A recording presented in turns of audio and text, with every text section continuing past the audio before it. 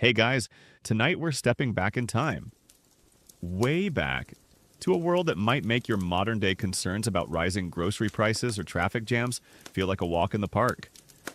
We're going to explore what it was like to be a medieval miller, a job that, trust me, you probably wouldn't have wanted.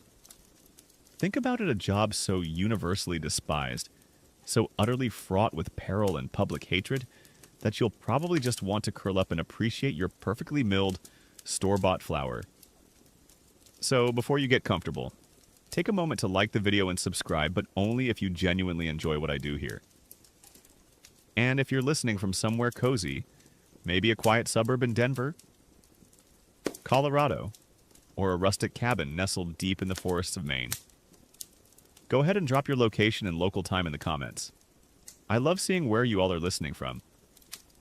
Now, dim the lights. Maybe turn on a fan for that soft background hum, and let's ease into tonight's journey together. You are there, in a small village in medieval England, sometime in the 12th century.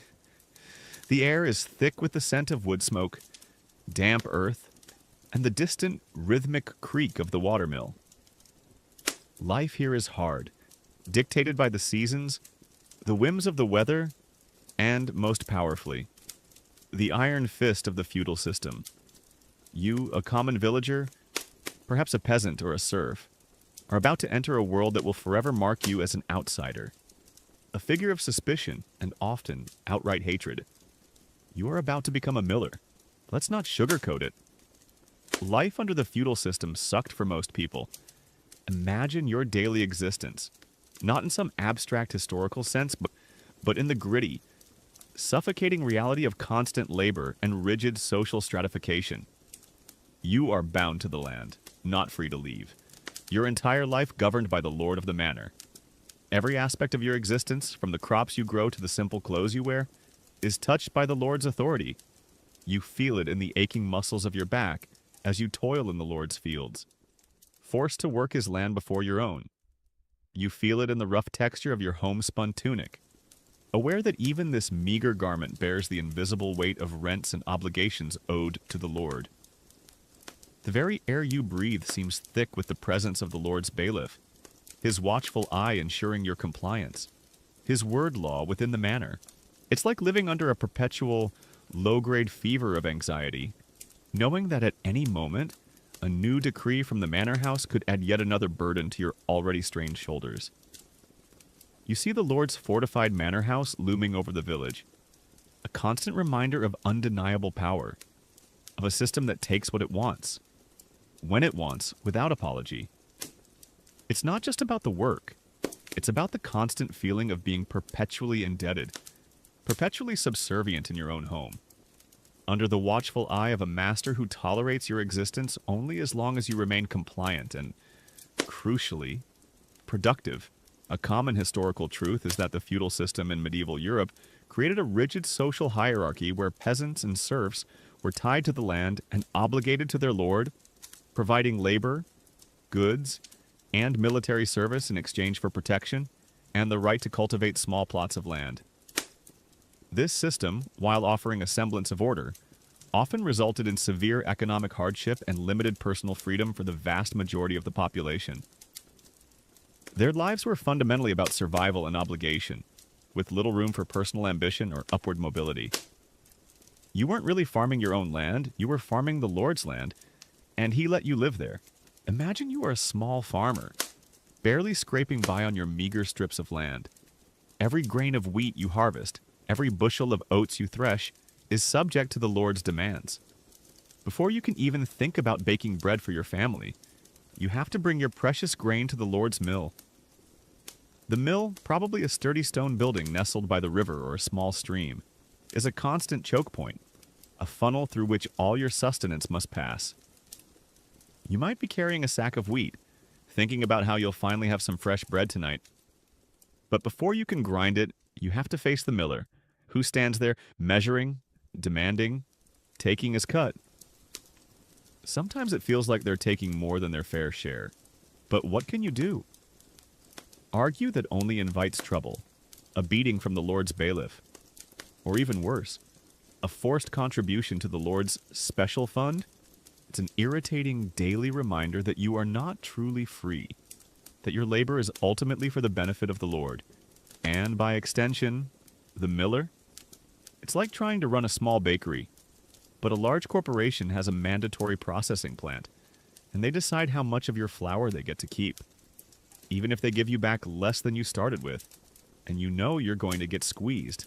Now, let's talk about the specific obligations that really ground people down.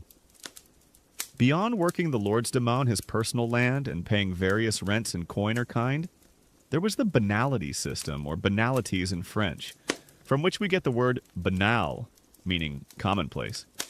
As these monopolies were everywhere, this meant that villagers were legally obligated to use the Lord's specific facilities, his mill, his oven, his wine press, and pay a fee for their use. It wasn't just a convenient service, it was a forced monopoly. You couldn't just grind your own grain by hand, or use a neighbor's small handquern, even if it was cheaper or faster. You had to use the Lord's mill, and the miller was his agent, the enforcer of this hated monopoly. It's a complex web of feudal obligations, each one designed to extract as much wealth as possible from the peasants to fund the Lord's lifestyle, his knights, and his manor, and his... You feel like a human ATM, constantly dispensing grain into the Lord's coffers, with the miller as the cash dispenser. Here's a little-known detail. Medieval mills were highly valuable assets for lords, often representing a significant portion of their income. They were expensive to build and maintain, requiring skilled labor and regular repairs to their complex machinery, such as the millstones, gears, and water wheels. This high investment meant that lords fiercely protected their milling monopolies, making the miller a crucial, albeit unpopular, figure in the manor's economy. So you're not just serving the Lord, you're operating a very valuable, very powerful machine that generates a lot of revenue. It's like a modern-day government owning the only internet provider in town, and you're the only person allowed to operate it, and everyone has to use your service. And you know you're going to get squeezed, and everyone else knows you're the one doing the squeezing. This practice of banal milling meant that the actual miller you interacted with, the one who took your grain, started the grinding process, and then collected his payment, was often despised not just for representing the Lord's oppression, but for being an agent of pure, unadulterated greed. They were, in effect, profiting directly from your hardship, their wealth growing directly proportional to your struggle. It introduces a deeply personal, almost vengeful dimension to the common hatred for millers. It's like your landlord not just collecting rent, but owning the only grocery store you can use and then charging you an extra convenience fee for every item, just because they can. And you realize, with a sinking feeling, that the more food they sell, the more prosperous they become. And you can't go anywhere else. Historians still widely debate the precise historical evolution of banal mills, and whether their widespread adoption was primarily driven by economic efficiency and technological advancement, or by the Lord's desire for greater social control and revenue extraction from their peasantry, suggesting a complex interplay of factors contributing to their prevalence. But for the peasant living it, the perceived injustice was very real, and the potential for abuse was ever present. You live in a constant state of fear, wondering if today is the day they decide to arbitrarily increase their levy on your precious flour. You watch as the Lord's bailiff, accompanied by his well-armed guards, ensures that no one attempts to grind their own grain at home. They conduct searches looking for hidden handquerns, the small personal grindstones that would allow you to avoid the mill. If caught, the penalties are severe fines, confiscation of property, or even physical punishment. This isn't just an administrative task, it's the enforcement of your future obligation to the miller. You stand there, a knot in your stomach, as they inspect your humble dwelling, making sure you don't possess the means to bypass the Lord's monopoly. It feels invasive, dehumanizing, like your very right to feed yourself is being controlled for profit. And you can't help but think, is grinding my own grain really a crime? Beyond the official fees collected by the miller known as mulcher, there were always extra demands. Perhaps the Lord's household needs more flour than usual, and you're suddenly requested to provide a larger portion of your grain, ostensibly for the common good, but without any real compensation for the additional grinding or potential delays. Or maybe the mill needs repairs, and the Lord demands boon work from the villagers, forcing you to contribute your labor for free to maintain the very monopoly that oppresses you. These are the hidden obligations, the unofficial levies that further depleted your resources and reminded you of your utter powerlessness. It's like your city constantly holding spontaneous, expensive construction projects and sending you the bill directly without asking, even though it's for their building, not yours. And you're just trying to save up for a new pair of shoes. But nope. Here comes another spontaneous mill repair. The very physical presence of the mill itself and its essential nature creates a drain on resources. You see the massive water wheel, the churning gears, the heavy millstones, all requiring constant maintenance and oversight. While the Lord funded the initial construction, the ongoing operational costs, and the miller's own livelihood were directly derived from the villagers' grain. You're not just paying for flour, you're physically supporting the apparatus of your own subjugation, often through forced labor or additional fees. It's a cruel irony, a constant indignity. And then there's the cultural dependence. In a world without widespread transportation or alternative food processing methods, the mill was absolutely essential for survival. Grain was the staple food, and grinding it into flour was a non-negotiable step in preparing it for consumption. This vital necessity meant that the miller held a unique and powerful position. You, as the miller, control access to the most basic necessity for life, turning you into a gatekeeper, and often an object of intense resentment. This deep-seated reliance adds another layer to the general antagonism, transforming every trip to the mill into a moment of vulnerability and potential exploitation. It's like being forced to rely on one internet service provider for all your communication needs, and they can arbitrarily slow down your speed or cut off your service whenever they feel like it. You just want to scream. Can I just get some bread? You watch as the village, once a vibrant hub of community and cooperation, now feels tainted by the constant presence of the mill and its enforcer, the miller. The communal spirit, the simple camaraderie among neighbors, is often replaced by tense silence and furtive glances as villagers approach the mill. No one wants to draw attention to their meager harvest, for fear that the miller might decide they owe even more. The very act of turning grain into flour, a fundamental part of daily life, becomes a clandestine operation, a desperate dance to avoid the watchful, calculating eyes of the miller. It saps the joy from daily life, replacing it with a pervasive sense of caution and suspicion. This pervasive atmosphere of feudal oppression, symbolized and enforced by the mill system, is the context into which you, our new miller, now step. You are not just a grinder of grain. You are a living, breathing symbol of everything the people hate about the Lord's rule and his monopolies. You embody the heavy hand, the unjust fees, the perceived sacrilege of profiting from their daily bread. You are the face of their daily misery. And believe me, that's a face no one wants to see. It's like being the person who has to tell everyone that free Wi-Fi day has been canceled forever, and then also charge them for the disappointment. This constant, oppressive financial and cultural burden, this pervasive atmosphere of resentment, is the foundation upon which your new job is built. Every day, you will walk into this simmering cauldron of anger, knowing that every interaction, every demand for a handful of grain will deepen the hatred for you. You are not just collecting grain, you are collecting enemies. And in medieval Europe, where peasant revolts and calls for justice are always just beneath the surface, that's a dangerous collection to amass. Your life is now defined by this heavy yoke, and you are about to become one of its most reviled agents. You are now fully immersed in your new, highly precarious role as a miller. Your office is not some grand, comfortable manor house, but the mill itself, a bustling, noisy, and often dusty workplace that is the heart of your domain and the nexus of all the resentment in the village.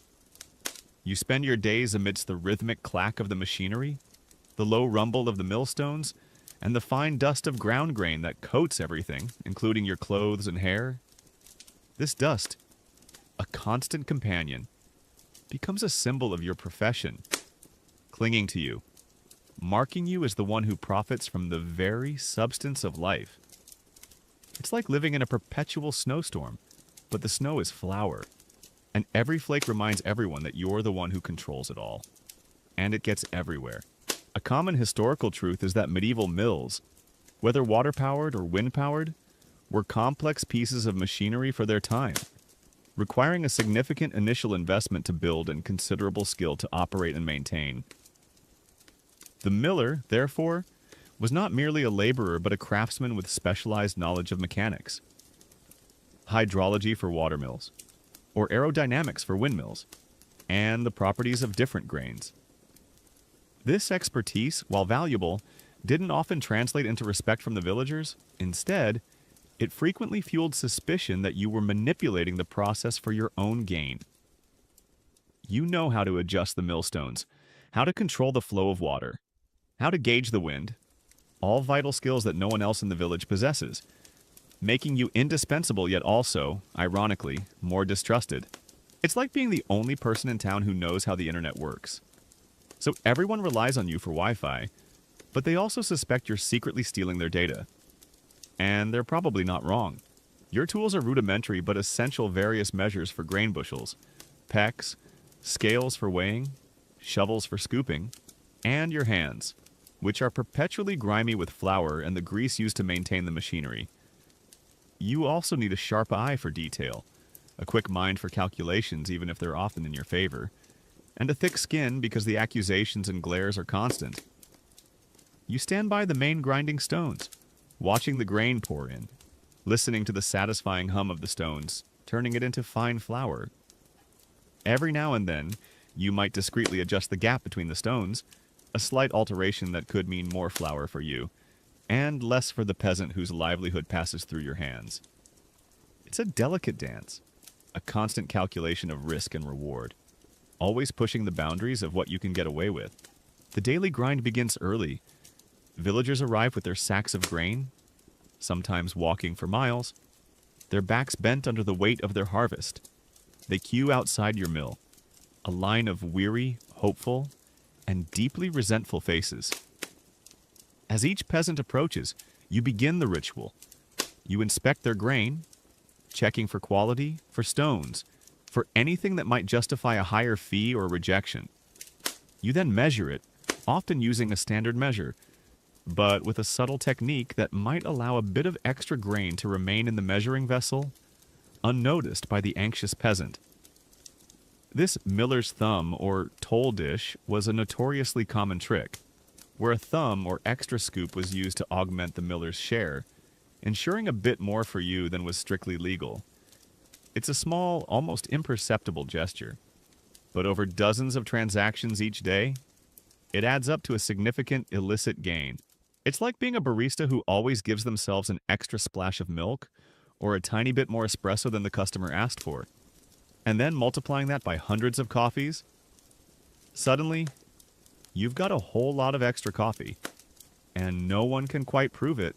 A fascinating, yet rarely discussed detail about medieval mills is that the millstones themselves were incredibly expensive and difficult to replace, often requiring specialized quarrying and transport over long distances. Their proper dressing resharpening was a critical and highly skilled task, and a poorly dressed stone could ruin an entire batch of grain, making the miller's expertise in this area paramount. This practical reliance on the miller's skill contributed to their perceived power and the public's begrudging need for their services. Despite the animosity, you are the guardian of these vital stones, knowing that without you, the entire village would struggle to make bread. This knowledge gives you leverage at a quiet confidence, even in the face of their open disdain. Historians still widely debate the actual percentage of multure the miller's fee that was typically taken, and whether local customs varied significantly, leading to different levels of perceived injustice. Some scholars argue that while the formal percentage was fixed, the informal perks and manipulations accounted for a much larger portion of the miller's true income, contributing most to their negative reputation. You, on the ground, know that the official rate is merely a starting point for your personal profit margin. You are constantly calculating how much extra you can skim, how much more you can charge for a particularly difficult grind, or for ensuring a quicker service. The mill itself is a noisy, isolated place, often a bit outside the main village to catch the best flow of water or wind. This physical separation only reinforces your social isolation. You spend your days with the rhythmic roar of the mill, a constant companion that drowns out the sounds of normal village life. Your nearest neighbors are often the river, the trees, and the occasional wildlife. While you see villagers come and go, your interactions are purely transactional, devoid of warmth or genuine camaraderie. It's like being a lighthouse keeper, but instead of guiding ships, you're processing grain. And everyone who sees your light immediately thinks of how much money you're taking from them. And you can't exactly invite the seagulls over for a chat. The concept of multure, the miller's legal toll, was enshrined in feudal law, but it was the abuse of this toll that truly cemented your infamous status. You are expected to take a portion of the grain as payment, usually 1/16 or 1/24. But the tricks of the trade are numerous.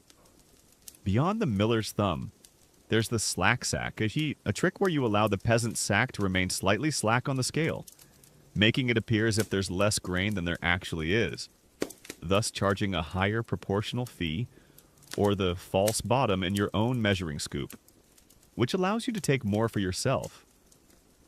These aren't just minor miscalculations, they are deliberate, systematic deceptions that slowly, subtly, transfer wealth from the struggling peasant to your own coffers. You become a master of sleight of hand, a magician of measurements, always ensuring the numbers fall in your favor. It's like being a checkout clerk who always accidentally scans an item twice, or a few cents more, on every single transaction, banking on the customer being too tired or trusting to notice. And you're surprisingly good at it beyond the grain itself. There are other hidden opportunities for profit. The sweeping of the mill floor was a common privilege for millers. After a day of grinding, a fine layer of flour, often mixed with dust, dirt, and even mouse droppings, would accumulate on the floor.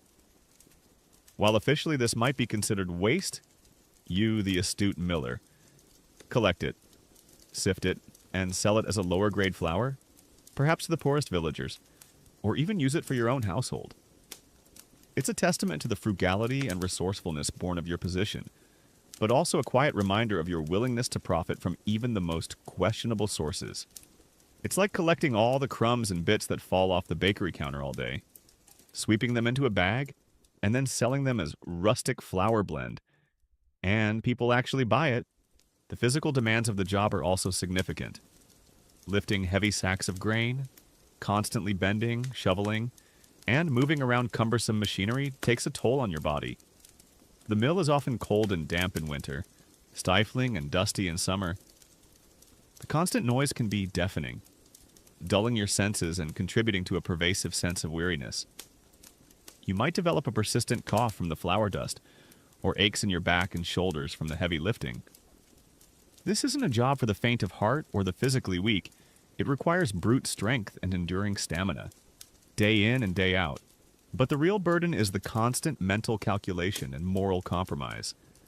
Every interaction is a test of your cunning, a negotiation even if silent for an extra handful of grain. You are constantly judging people, assessing their desperation, their willingness to argue, their likelihood of complaining to the Lord. You learn to spot the truly destitute, those who can least afford your extra charges, and you still find a way to take a bit more. This internal conflict, this daily erosion of your conscience, is a far heavier weight than any sack of wheat. You might start to rationalize it, telling yourself that everyone else is also trying to get ahead, or that the Lord takes even more. But the faces of those you exploit, their quiet pleas, are difficult to erase from your memory. It's like being a sales manager. And your bonus depends on how much you can upsell people, even if they clearly don't need the extra services. And you know it. Oh.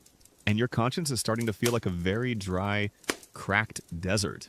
Your professional life is a solitary one, largely devoid of true colleagues or mentors. While there might be other millers in distant villages, you are the only miller in your manor. There's no Millers Guild in Capernaum, no annual conference to share tips and tricks, no friendly competition. You learn the secrets of the trade, both honest and dishonest, through direct experience and perhaps from your predecessor. This isolation means there's little accountability, few external checks on your behavior, further enabling your corrupt practices. You are the sole authority in your domain, and that power, unchecked, often leads to abuse. So, as the last rays of sun filter through the mill window, illuminating the swirling dust motes like tiny stars, you tally your day's illicit gains, the extra grain, the hidden coins they represent comfort, perhaps a little more food for your family, or a slightly warmer tunic. But they also represent the deepened resentment of every single person who passed through your mill today. You are now truly defined by your choices, marked by the fine white dust of your hated profession. The daily grind of the miller isn't just about turning grain into flour. It's about turning trust into suspicion, community into animosity, and honest labor into personal gain. And that, dear listener, truly sucked. You've settled into the rhythm of the mill, the constant hum of the grind becoming a familiar, if unsettling, soundtrack to your miserable existence. You've mastered the tricks, the subtle movements of your thumb, the slight shift of the sack, the almost imperceptible adjustment of the millstones. You're making money, more than you ever dreamed possible as a simple peasant. But this newfound prosperity comes with a heavy, inescapable price, the toll of unjust fees. This isn't just about the occasional extra coin.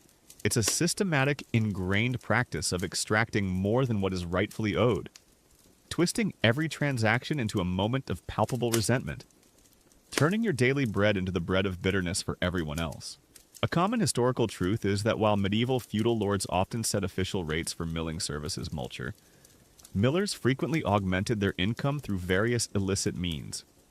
These unjust fees could involve taking more than the agreed-upon proportion of grain, manipulating measures, or charging additional, unofficial levies for perceived extra services, leading to widespread accusations of dishonesty and greed. You aren't just collecting the Lord's share, you're collecting your own. And the more you collect, the richer you become.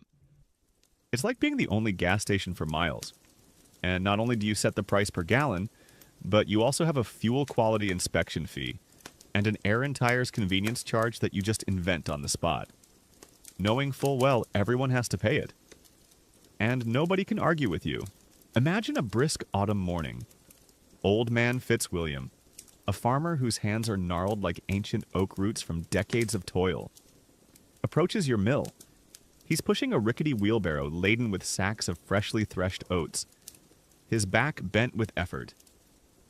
You greet him with a curt nod, your eyes already calculating the yield, and more importantly, your potential profit.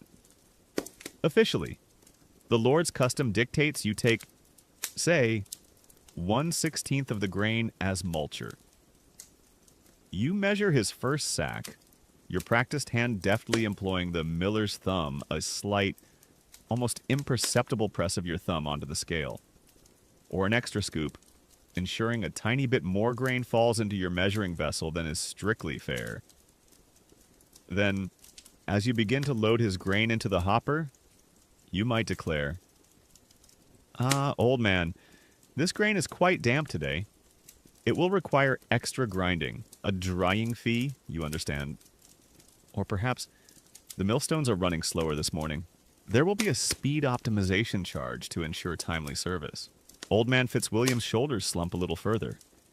He knows these aren't official decrees from the Lord. He knows you're adding them on. He might protest, softly, respectfully. But Master Miller, my harvest was poor this year. My family needs every measure. You look at him, your face impassive. The mill must be maintained, you might say, or these are the costs of doing business. Do you want your flour, or do you want to keep your grain? The unspoken threat hangs heavy in the dusty air if he argues too much. You could always find a reason to delay his grinding, or claim his grain is too poor to process, effectively ruining his efforts. So, with a sigh, he digs deeper into his worn leather pouch, pulling out the extra coins, his eyes meeting yours with a blend of defeat and silent contempt. It's like your elderly neighbor, who barely makes ends meet, trying to get their prescription filled. But the pharmacist adds a bottle handling fee and a pill counting surcharge that are completely made up. You know it's bogus, but what can they do? They need their medicine.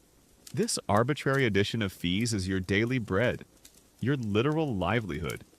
You learn to invent them on the fly, to justify them with a straight face, knowing full well they are nothing more than a legalized form of extortion. Every transaction becomes an opportunity to gauge how much more you can squeeze. Is the peasant particularly desperate?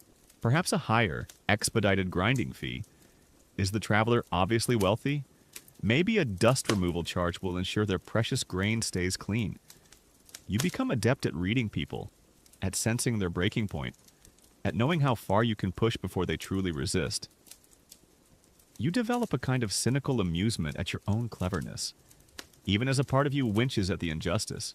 A fascinating, yet rarely discussed detail about these unjust fees is that while the practice was widespread, some medieval charters and manorial court records actually show instances of villagers successfully bringing complaints against millers for excessive charges or dishonest practices. However, securing justice was often difficult and risky for the peasants, requiring them to directly challenge the lord's appointed miller, highlighting the practical impunity millers often enjoyed despite theoretical legal recourses. This means that theoretically, there were limits, but in practice, those limits were often ignored by millers like you, who held a monopoly and knew that most peasants wouldn't risk the lord's wrath or the miller's personal retaliation. It's like hearing about a famous lawsuit where a customer successfully sued a giant corporation, but knowing that for every one of those, there are a million everyday rip-offs that go unchallenged. And you're benefiting from those unchallenged rip-offs. Historians still widely debate whether the widespread resentment against millers was solely due to the economic burden of these fees, or if it was equally, if not more, driven by the profound symbolic offense of tampering with the very staff of life bread which held deep religious and cultural significance in medieval society, suggesting a complex interplay of economic hardship and deep cultural religious indignation. For you on the ground, it's likely both. They hate the money you take, but they hate who you take it from their very sustenance even more. Consider the job of a young mother, perhaps named Ilara, with a hungry child clinging to her skirt, bringing her small allotment of barley to your mill. She has been saving this grain, perhaps going without meals herself, to ensure her child has food. You greet her, perhaps with a curt nod, your eyes already calculating. She lays out her meager sack, her face etched with a familiar mixture of weariness and quiet desperation. You quickly appraise the barley, knowing it's not the finest grain, and demand the standard multure. But then you add it, and there's the grain impurity fee for ensuring the purity of your flour. Or perhaps the grinding precision charge. For fine milling, Ilara's shoulders slump a little further. She knows these aren't official fees. She knows you're adding them on. She might protest, softly, respectfully. But Master Miller, my child is ill. My family needs this flour. You look at her, your face impassive. The mill's gears must be oiled, you might say, or these are the costs of doing business. Do you want your flour, or do you want to carry your grain home? The unspoken threat hangs heavy in the air if she argues too much. You could always find a reason to delay her grinding, or levy an even higher fine.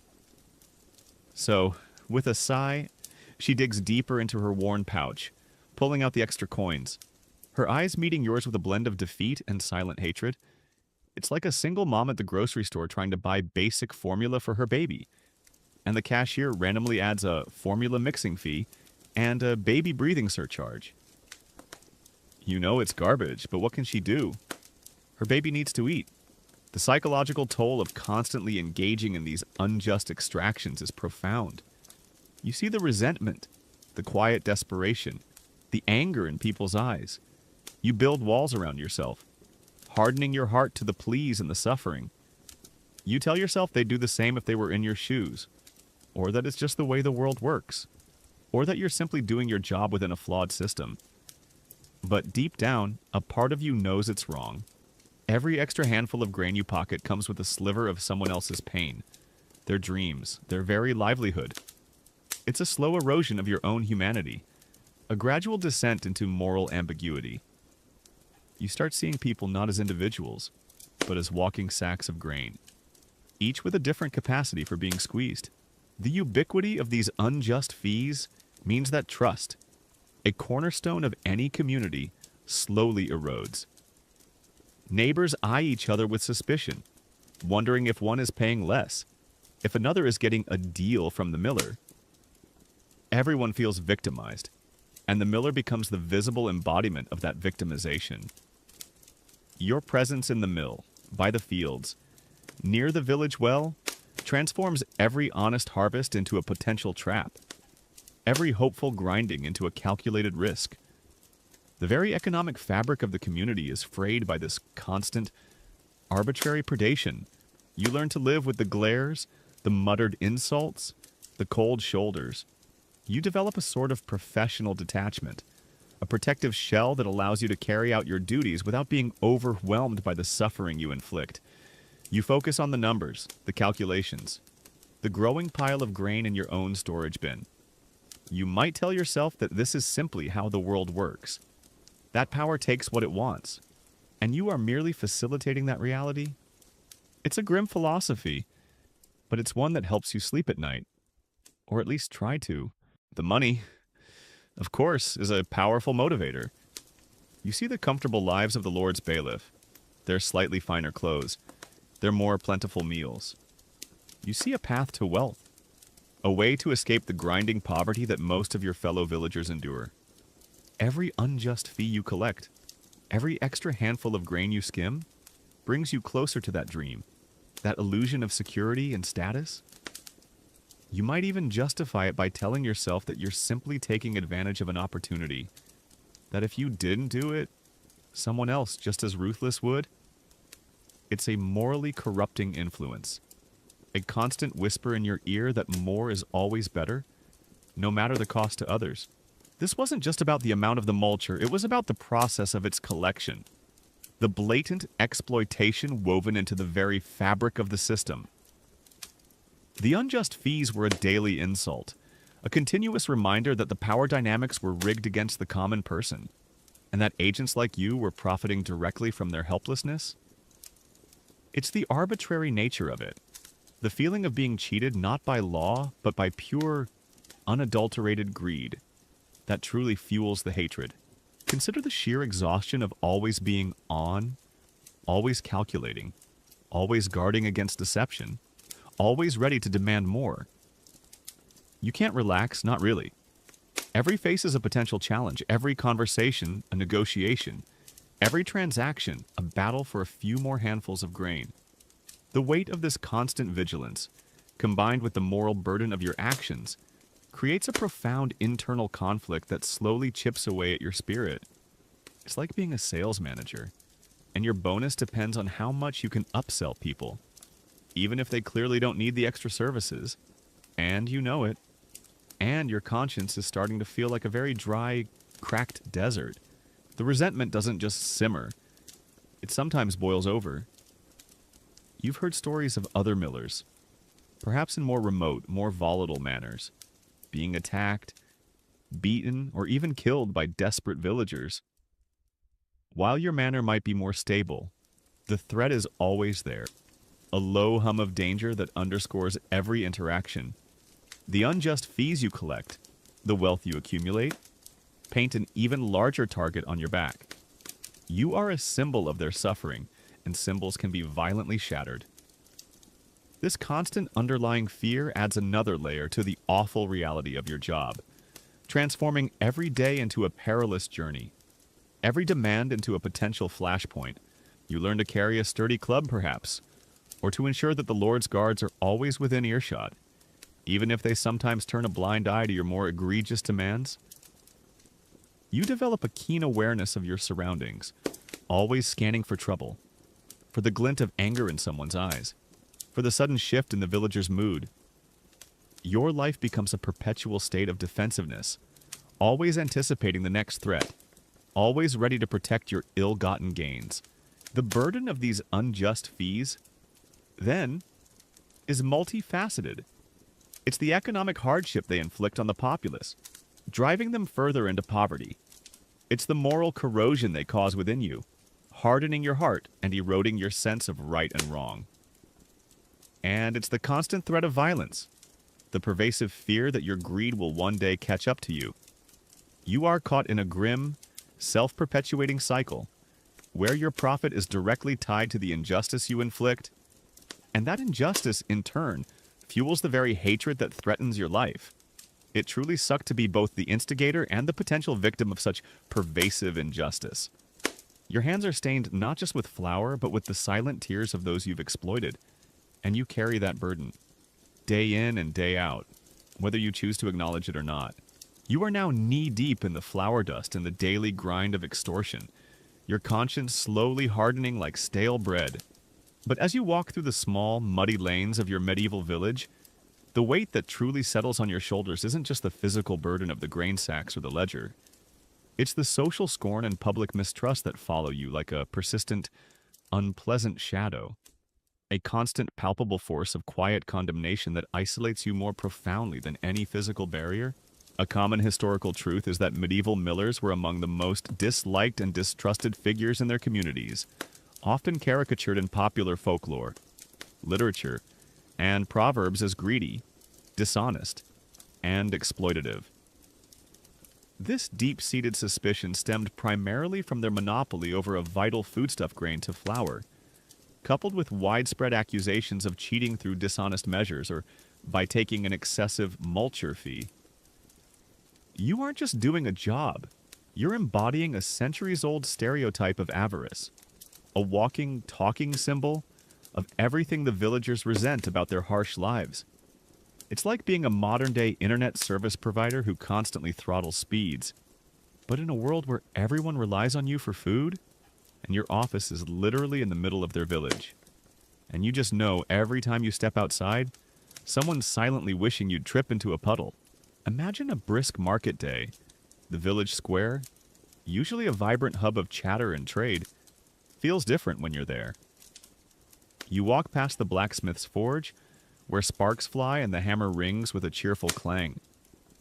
The blacksmith, usually boisterous, offers you only a curt, silent nod, his eyes lingering on your flour-dusted clothes with a cold, almost accusatory gaze.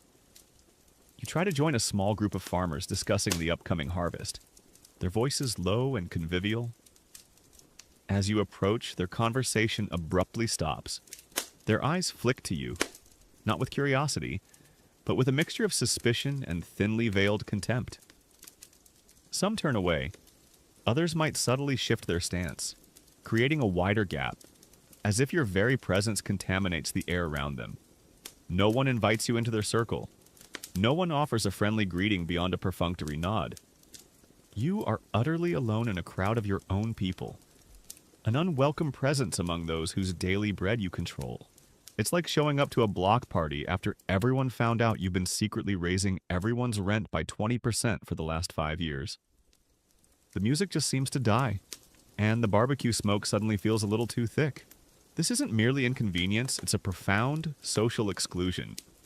You are not invited to village feasts or celebrations. When a child is born, or a couple weds, you hear the distant sounds of merriment, the joyous songs and laughter, but you are not part of it. Your family, if they remain with you, might also face this quiet ostracism. Your wife might endure cold shoulders at the village well, her presence met with stony silence by other women. Your children, if you have any, might be excluded from games, their playmates' parents whispering warnings about the miller's children. This isolation gnaws at you, creating a hollow ache in your chest. You are financially successful, yes, but profoundly poor in human connection. You're rich in grain, but starving for kindness. A fascinating, yet rarely discussed, detail about this social scorn is that the deep-seated mistrust of millers was so widespread that medieval legal codes in some regions even included specific regulations for millers, such as mandates for their weights and measures to be regularly inspected, and severe penalties for dishonest practices, reflecting the community's pervasive belief that they were prone to cheating. This isn't just popular opinion, it's codified suspicion, written into the very laws of the land, affirming your role as someone who must be watched. It's like being a financial advisor whose job literally comes with a government-mandated warning label that says, "This person is probably trying to rip you off." And you can't even get that warning removed. Historians still widely debate whether the universal portrayal of millers as cheats was a self-fulfilling prophecy, where the expectation of dishonesty encouraged such behavior, or if the inherent nature of their monopoly simply provided too many opportunities for exploitation, making integrity difficult to maintain. For you, it's a bit of both. You are tempted by the opportunities, but you also feel the crushing weight of their prejudgment. You're assumed to be a cheat, so why not be one? Consider the job of a traveling peddler, a person who relies on goodwill and trust to sell their wares from village to village. They are welcomed into homes, offered food, and share stories. You, however, are met with closed doors. If you try to purchase goods from a peddler, they might serve you politely but quickly, their eyes avoiding yours, their hands counting your coins with an almost frantic haste, as if your very touch might taint their wares. There's no casual banter, no shared jokes. You are a transaction, nothing more, and a deeply distrusted one at that. The subtle yet pervasive message is clear: you are not one of them. It's like being a door-to-door salesman who everyone has already Googled and knows has a 1-star rating. They still answer the door because they have to, but they keep their hand on the knob and their wallet safely hidden.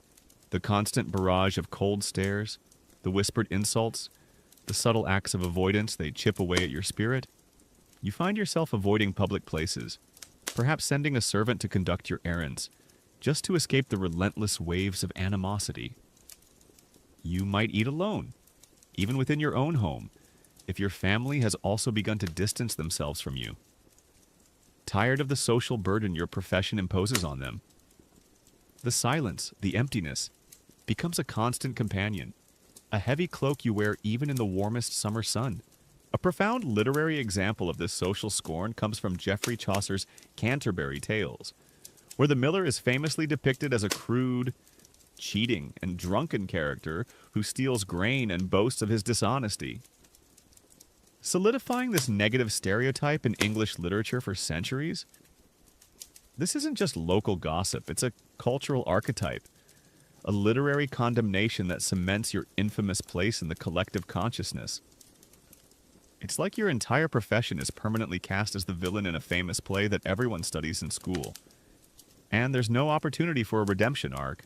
The psychological impact of this constant social rejection is severe.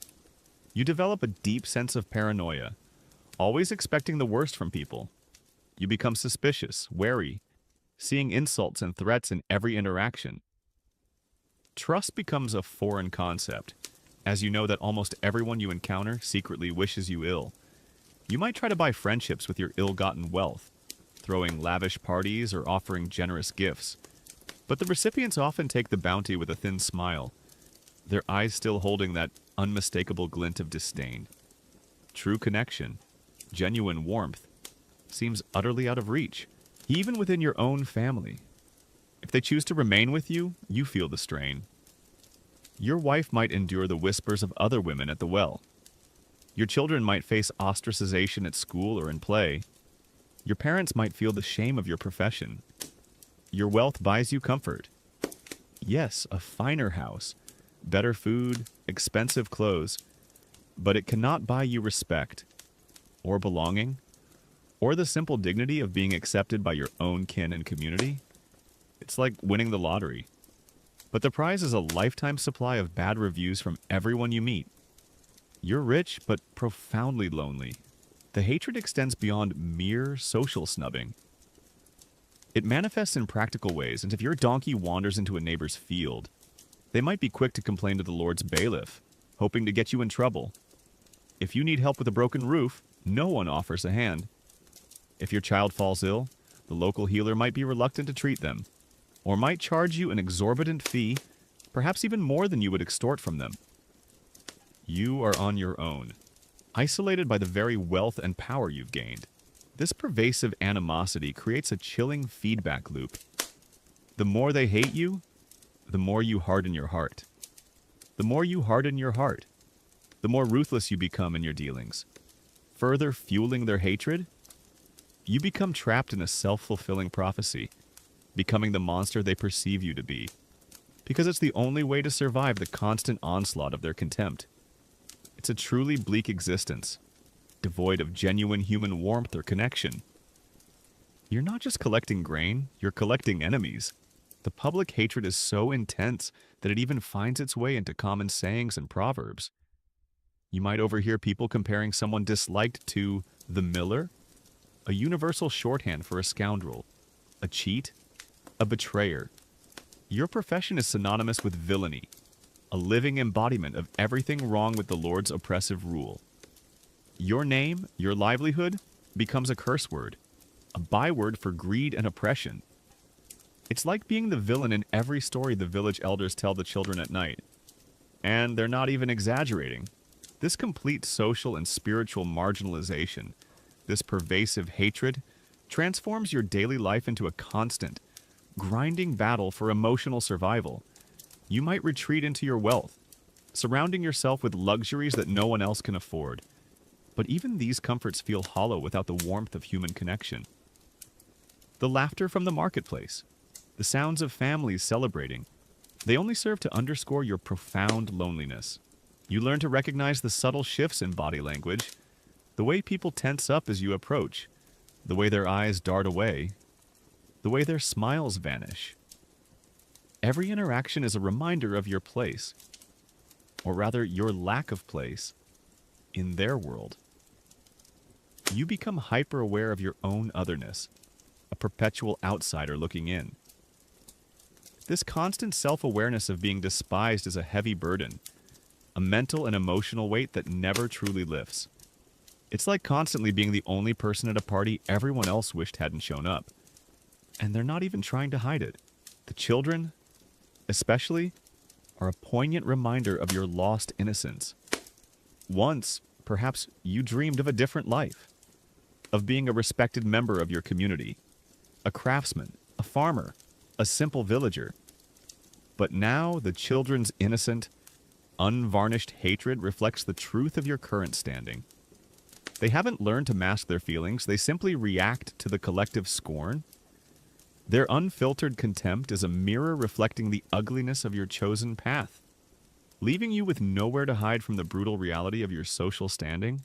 So, as you count your coins at the end of a long, arduous day, the silver feels cold and heavy in your hands. It buys you security. Yes, but profoundly poor in human connection. It also buys you isolation, contempt, and a permanent stain on your soul. The social scorn and public mistrust you endure are not just unpleasantries. They are the pervasive, agonizing consequence of your profession, a constant, chilling reminder that you have traded your place among your people for the fleeting illusion of wealth and the Lord's favor. And in medieval Europe, that was a bargain that truly sucked. You, our reviled miller, now understand the crushing weight of public hatred, the cold stares, and the profound isolation that define your daily life in this medieval village. But there's another, more immediate terror that lurks beneath the surface of every transaction. Every demand for grain, the peril of violent retribution. This isn't a theoretical danger, it's a visceral, ever-present threat. A chilling reminder that your despised profession could at any moment, cost you your livelihood, your safety, or even your life at the hands of desperate, enraged villagers? A common historical truth is that medieval peasants, though often oppressed, were not entirely passive. When pushed to the brink by famine, excessive taxes, or perceived injustices from figures like millers, they could resort to local acts of defiance and violence. Millers, being tangible and immediate symbols of exploitation, were frequent targets of physical assaults, property damage like sabotaging the mill, or even mob justice, reflecting the intense desperation and simmering resentment within rural communities. You are not just hated, you are a target, a symbol ripe for violent reprisal. It's like being a meter maid in a neighborhood where everyone's car is about to be repossessed. But instead of just getting yelled at, they might actually try to set your little scooter on fire. And, deep down, that you probably deserve it. Imagine a sweltering afternoon at your mill. The air is thick and heavy, the rhythmic creak of the grinding stones almost hypnotic, but your senses are on high alert. A farmer, perhaps a young man named Thomas, approaches with a meager sack of wheat. His face is grim. He's had a terrible harvest, barely enough to feed his family. You inspect his grain, tally the small amount, and then, as is your custom, declare your arbitrary grinding precision charge, and the standard, but still excessive. Mulcher? Thomas's eyes narrow. He pleads, his voice low and strained. Master Miller, I have nothing more, and my children are hungry. Please, but can you take less today? You shake your head, unmoved. The mill must be kept running. The Lord's due is the Lord's due. Suddenly, Thomas's face contorts with a raw, unbridled fury you've seen countless times, but never quite this intense. His plea turns into a snarl. You thief, you fatten yourself on our misery. Before you can react, he lunges forward, not at your coins, but at you. A wild, desperate punch connects with your jaw, sending a searing pain through your head. You stumble back, disoriented, your measuring scoops scattering from your table. Other villagers, who moments ago seemed passive, now shift. Some watch with grim satisfaction, others with a glint of complicity in their eyes. A few might even cheer Thomas on, their pent-up frustrations finding a voice. The air crackles with unspoken rage, the collective frustrations of years of oppression suddenly finding a single, despised target you. It's like being a referee at a high-stakes championship game. And you make a bad call, and suddenly the entire stadium isn't just booing. They're throwing their hot dogs and drinks directly at your head. And you realize, with a sickening lurch, that there are no hot dogs where you're going. This isn't an isolated incident. Every single day, you face the very real possibility of such an outburst.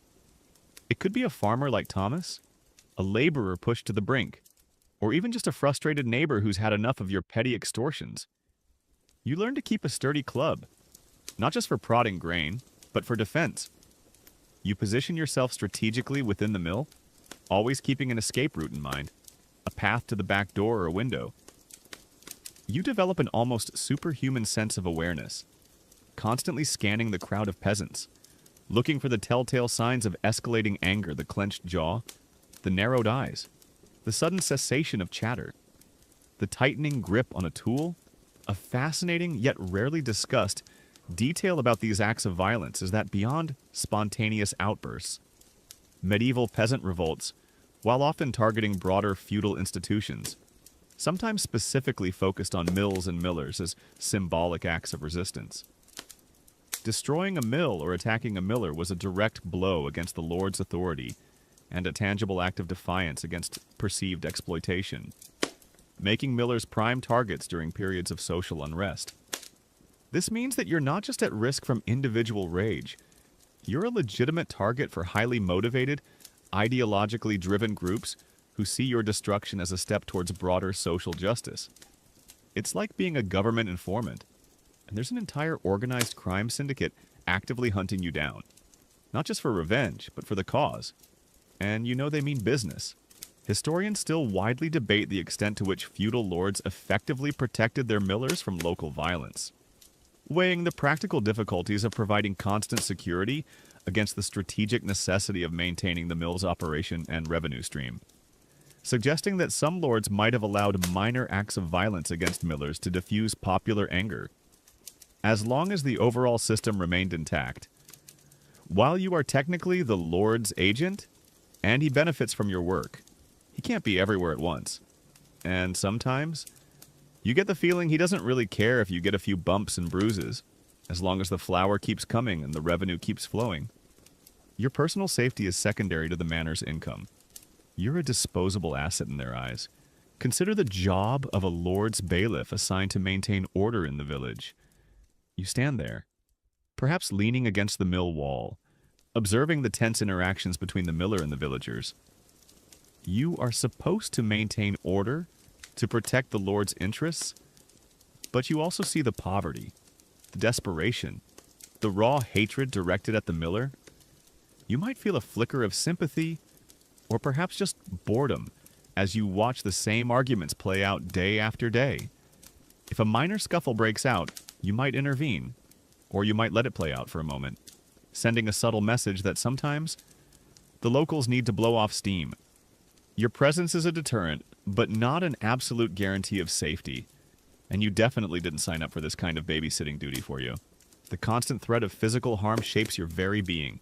You become jumpy, prone to sudden starts, always looking over your shoulder. Sleep might be elusive, filled with nightmares of angry faces and raised fists, of the millstones grinding your very bones. You might develop a tic, a nervous habit, or a haunted look in your eyes. This isn't just fear, it's a sustained physiological response to living on the edge, a perpetual state of heightened alert that grinds down your nervous system. Your body is always ready to fight or flee, constantly anticipating the next blow, the next assault. Even away from your mill, the danger follows you. You might be walking home after dark, the narrow lanes silent and dark, when a sudden rustle in the shadows sends your heart pounding. Is it just the wind, or is someone lurking, waiting for an opportunity to exact revenge? You carry your ill-gotten wealth, a literal target on your back, knowing that you are despised by your own people and only nominally protected by your lord. Every shadow is a potential assailant. Every strange noise a sign of impending doom. It's like constantly being in a horror movie. But you're the villain, and everyone in the audience wants you to get got. And they're all carrying pitchforks. The public nature of your job exacerbates the danger. You are known. Your face is familiar. Your wealth, though providing some comfort, also makes you stand out. A visible symbol of what people believe you've stolen from them. You can't simply disappear or blend into the crowd. You are branded, marked for resentment. And that mark makes you vulnerable. It's like trying to live a quiet life after winning the lottery.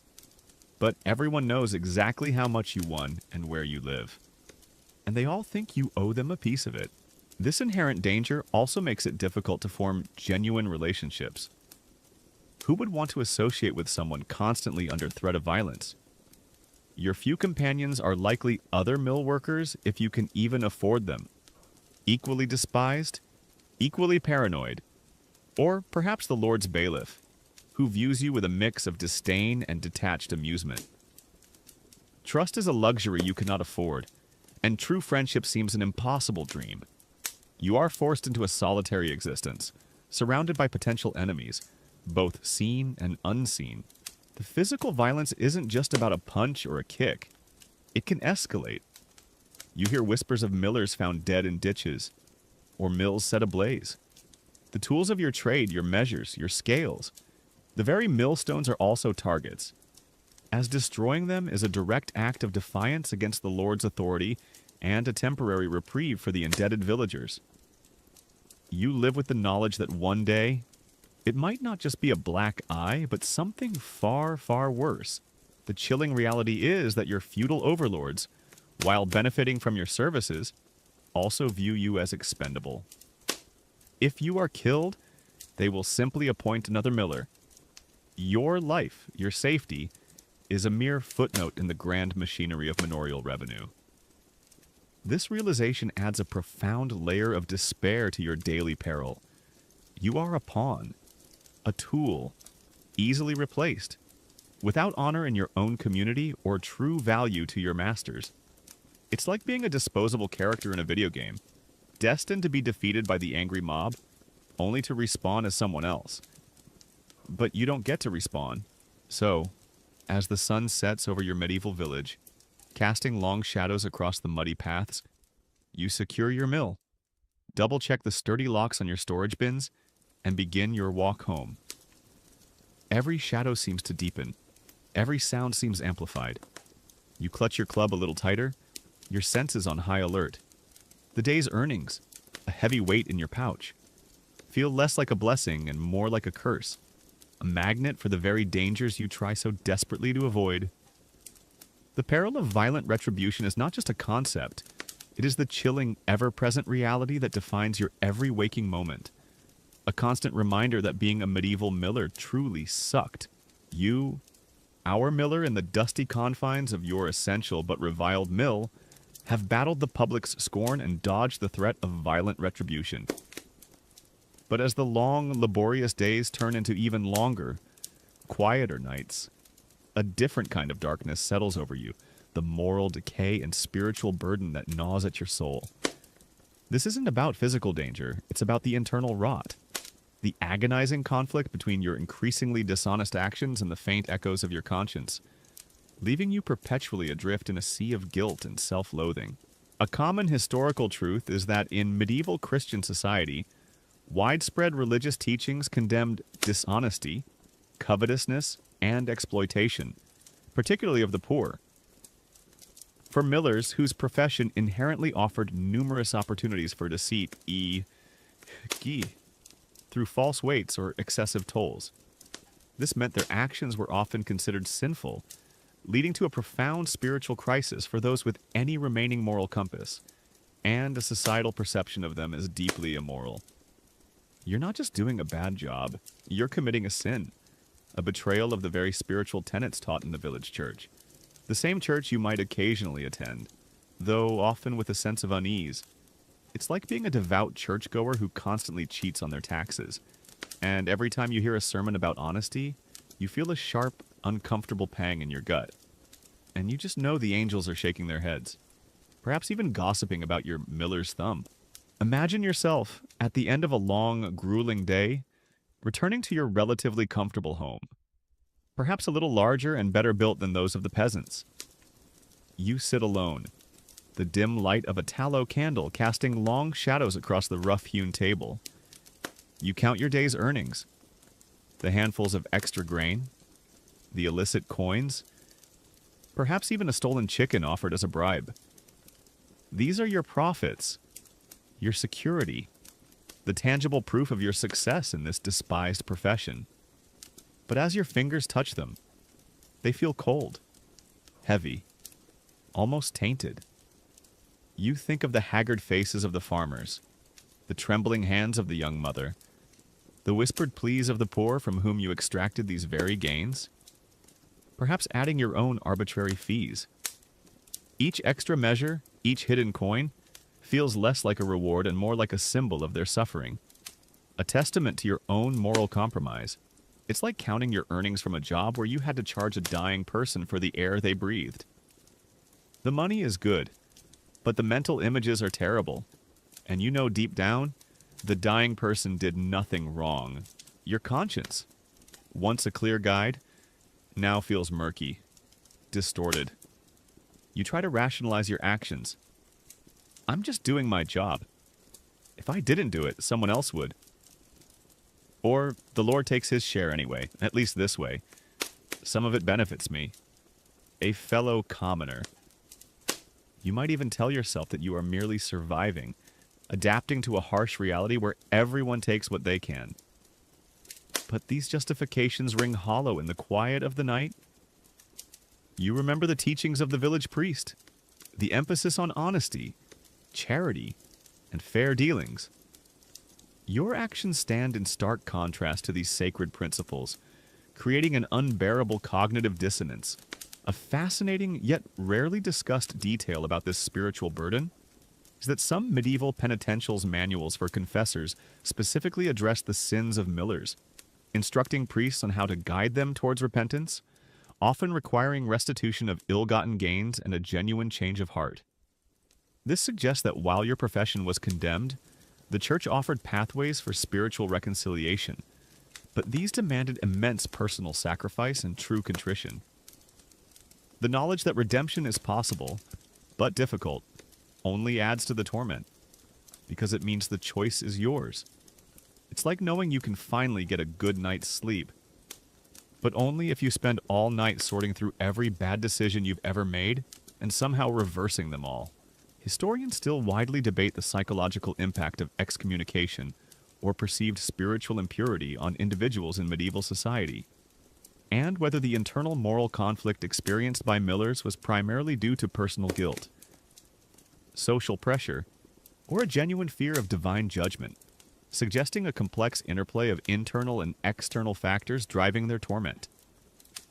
For you, it's likely all of them, a crushing weight from every direction. You feel it in the pit of your stomach, the gnawing anxiety that perhaps God has turned his face from you. Consider the job of the village priest, Father Michael, a man you might have once respected or even admired. You avoid his gaze when you see him, knowing that he likely views you as a sinner, perhaps even ritually unclean in a spiritual sense, unworthy of the divine blessings. You might yearn to attend the Sunday service, to participate in the communal prayers, to feel that connection to God and community again. But you can't. Your presence would be an affront. The spiritual nourishment that sustains others is denied to you, leaving a gaping void in your soul. You are on the outside looking in, observing the rituals of your faith from a distance, like a parched man watching others drink from a spring he cannot approach. It's like being a fan of a sports team, but you're banned from attending any games because you're secretly rooting for the opposing team and are also betting against your own. And, you know, they know. The isolation, as we've discussed, is not just social, it's deeply spiritual. You feel cut off from God, from the traditions that once grounded your life. Every time you tamper with a measure, every time you levy an unjust fee, you feel a further distance growing between you and your faith. This isn't just about earthly consequences, it's about the eternal, about your place in the eyes of the Almighty. The fear of divine judgment, of being held accountable for your actions in the afterlife, is a constant, chilling companion. You might try to pray, but the words feel hollow, caught in your throat, choked by the weight of your unconfessed sins. You might try to find solace in your wealth, accumulating more possessions, perhaps a slightly larger house, better clothes, or even a few luxury items from the traveling peddler. But these material comforts offer little relief from the torment within. The luxurious fabrics feel rough against your skin. The finest foods taste like ash in your mouth. The potent ale does little to dull the sharp edges of your guilt. They are empty pleasures, unable to fill the spiritual void that grows larger with each passing day. It's like trying to fill a bucket with holes in it using a tiny teacup. You keep pouring, but it never gets full. And the water is a metaphor for your soul. The dreams, if you even get any undisturbed sleep, might be haunted. You see the faces of those you've wronged, their silent accusations piercing through your defenses. You hear the whispers of condemnation, the echoes of the curses thrown at you in the marketplace. You might even dream of divine judgment, of standing before a holy tribunal, unable to offer a defense for your actions, your hands perpetually reaching for an extra handful of grain. These nightmares are not just bad dreams. They are the outward manifestation of your internal torment. The mind's way of grappling with the profound moral compromises you've made. The cycle of guilt and self-justification becomes exhausting. You oscillate between moments of profound regret and hardened defiance. Sometimes you might contemplate abandoning your profession, returning the money, seeking forgiveness from the villagers and the priest. But the thought of losing your newfound wealth, of returning to the grinding poverty you escaped, is terrifying. The golden chains of your profession are heavy, but they are still chains. binding you to a life you increasingly despise but cannot escape. You are trapped, caught between the lure of worldly gain and the agonizing whispers of your conscience. Even your physical health might suffer from this constant moral distress. You might develop chronic stomach issues, persistent headaches, or a general malaise that no village healer can cure. The stress, the guilt, the internal conflict, they manifest physically, draining your energy and making every day an uphill battle against your own tormented mind and body. It's like trying to run a marathon with a literal rock in your shoe, but the rock is made of pure, unadulterated shame and fear of damnation. And it's getting heavier with every step. This spiritual torment also affects your ability to connect with others on any meaningful level. How can you genuinely trust or confide in anyone when you are constantly betraying your own values and exploiting those around you? Your relationships become superficial, transactional, mirroring the nature of your profession. You hide your true feelings, your deep-seated guilt, behind a facade of callous indifference, pushing away anyone who might try to get close. You are a solitary island, surrounded by a sea of resentment and your own internal demons.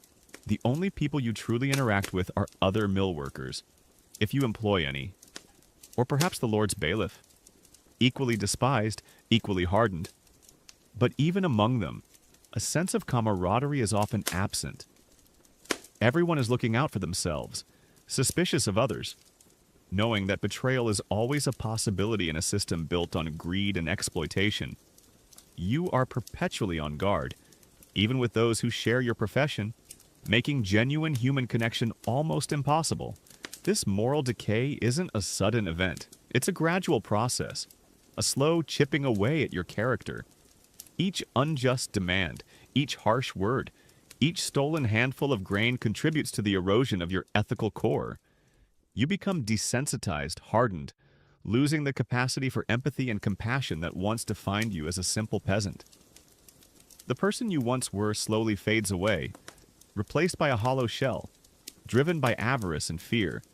You are less a man, and more a function of your hated profession.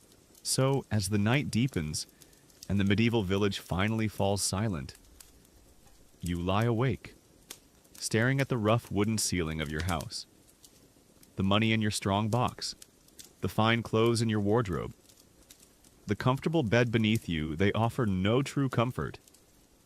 The moral decay and spiritual torment are pervasive, an internal fire that burns relentlessly, fueled by your choices, your greed, and the agonizing realization that you have traded your soul for silver and flour.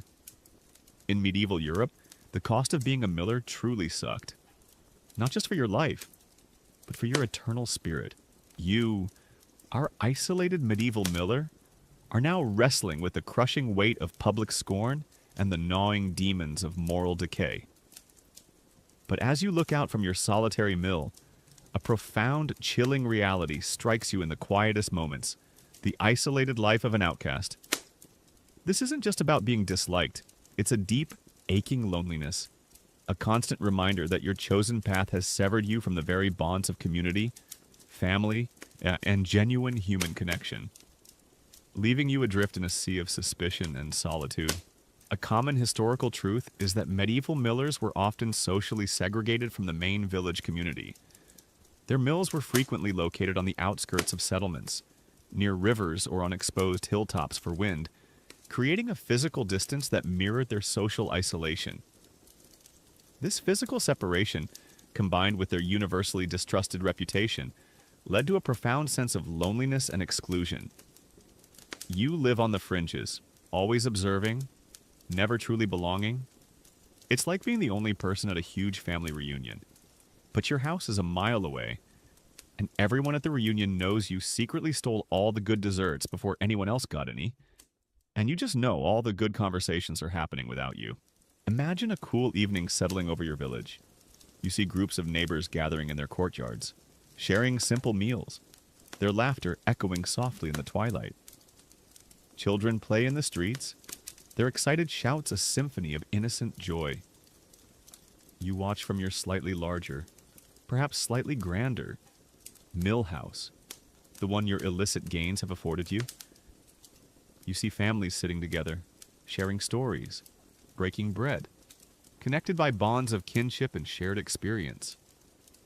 You feel a pang of something akin to envy, or perhaps a deeper, more profound sorrow. You are a silent observer, an outsider looking in on a world from which you are utterly, irrevocably excluded. It's like watching a heartwarming movie of happy families having fun, but you're stuck outside the theater, just pressing your face against the glass, and the movie is in black and white. This isolation isn't just social, it seeps into the very fabric of your domestic life. Your wife, if she stays with you, might endure the cold shoulders and whispered judgments of other women at the village well or in the market. Your children, if you have any, might be taunted by their peers, facing exclusion from games and friendships because of their father's profession. They might come home with tear-stained faces, asking why no one wants to play with them, why they're different.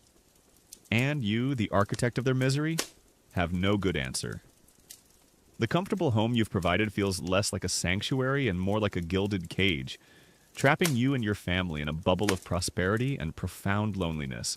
A fascinating, yet rarely discussed detail about this social isolation is that while millers were broadly despised, their specialized skills in operating and maintaining the crucial mill machinery sometimes made them indispensable to the lord, forcing certain limited interactions with manor officials or even some villagers who needed their specific expertise in a pinch, creating a paradoxical situation where they were both essential and utterly reviled. This means that while people might not want to share a meal with you, they might grudgingly seek your assistance with a broken hand quern if they dared to own one, or a technical question about grain, creating a transactional relationship devoid of any genuine respect or warmth. It's like being the only person who knows how to fix everyone's broken computers at a party, so everyone talks to you only for that, and then immediately goes back to ignoring you, and they don't even say thank you. Historians still widely debate whether the relative wealth of millers allowed them to form alternative social circles, perhaps among other marginalized figures or less scrupulous manor officials, or if their isolation was so complete that even significant wealth offered little respite from profound loneliness, suggesting a varied experience depending on individual temperament and opportunities. For you in this particular village, it might feel like your only true companions are the grinding stones and the echoes of your own thoughts. Consider the job of a small shopkeeper in the marketplace, someone who relies on community trust and goodwill for their livelihood. They might offer a kind word and an extra apple to a regular customer, but when you approach their stall, their smile stiffens. Their transactions with you are purely business, cold and efficient. There's no friendly banter, no casual conversation. You are just a customer, and a reviled one at that. They take your coins, clean them perhaps a little too vigorously, and hand you your goods, their eyes already scanning for a more welcome patron. This constant distancing, this subtle yet palpable aversion, is a daily microaggression that chips away at your spirit. It's like being a famous celebrity trying to buy groceries, but everyone working there acts like you're just a random, slightly odorous stranger, and they only accept exact change. This profound lack of genuine human connection fosters a deep sense of distrust within you. You learn to be suspicious of everyone, believing that any seemingly kind gesture is merely a veiled attempt to gain an advantage or to entrap you. You become cynical, seeing ulterior motives in every interaction, hardening yourself against perceived slights. This self-imposed emotional fortress, built to protect you from the pain of rejection, only deepens your isolation, pushing away the very people who might, against all odds, be willing to offer a moment of genuine kindness. Even the Lord's bailiff or guards, your supposed protectors and allies, often treat you with a detached indifference, or even thinly veiled contempt. They might protect you from physical harm to protect the Lord's asset, the mill, more than you, but they rarely offer companionship or respect. You are a necessary evil to them, a tool to be used, but not a comrade to be befriended. You are useful, but you are not valued. This constant reminder of your transactional worth, even to those who benefit from your service, reinforces your profound loneliness. It's like being a highly efficient robot that can perform complex tasks, but everyone treats you like a glorified calculator with legs. And you have feelings. The feasts and celebrations that punctuate medieval life, harvest festivals. Saints' days? The myriad weddings and births become painful reminders of your exclusion. You hear the joyful music, the boisterous laughter, the sounds of communal celebration drifting from homes and public spaces. You are outside, forever separate, watching the dance of life unfold without you. The warmth and camaraderie of these events are denied to you, leaving you with an aching emptiness that no amount of silver can fill. You're like the kid who's always picked last for dodgeball, but for life itself. And the ball is always aimed at your head. Your wealth, which was supposed to bring security and comfort, paradoxically reinforces your isolation. The more you acquire, the more you stand out from your impoverished neighbors. Your finer clothes, your well-built house, your better food, they are visible markers of your detachment, tangible symbols of the perceived betrayal that separates you from your community. The very things that make your life easier physically make it harder emotionally, creating a deeper chasm between you and everyone else. It's like having a diamond-encrusted car, but no one wants to ride with you, and you have to pay for parking. This isolated life breeds a unique kind of despair.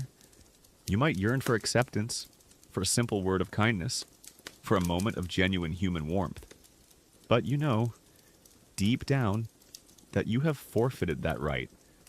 The choices you've made, the pain you've inflicted, the contempt you've earned, they are an invisible wall around you, impenetrable and unforgiving.